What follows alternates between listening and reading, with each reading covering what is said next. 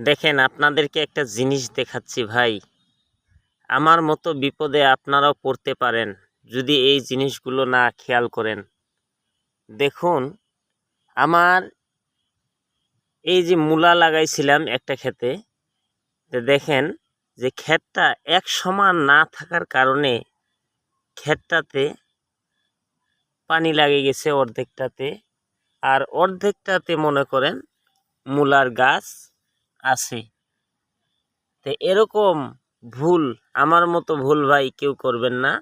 যদি মূলার ক্ষেত সমান থাকে তাহলে ওই ক্ষেতে মূলা চাষ করবেন।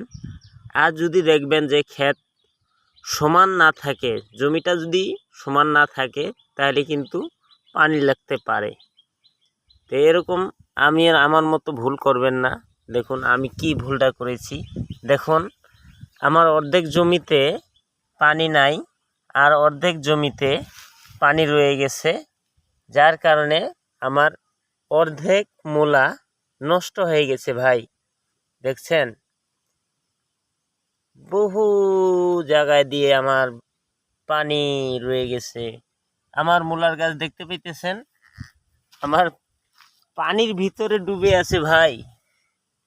এই যে দেখুন, পানির ভিতরে ডুবে আছে মূলার গাছ, দেখা যাচ্ছে। হ্যাঁ, এই পানি কবে শুকাবে ভাই, আর এই মূলা কবে হবে আমার? দেখুন দর্শক, কি এই আমার মতো পর্যায়ে ভাই কেউ থাকবেন না, এই ভুল করবেন না ভাইজান। যদি ডাঙ্গা জমি থাকে, যদি ক্ষেত সমান থাকে, তাহলে অবশ্যই মূলা চাষ করতে পারবেন।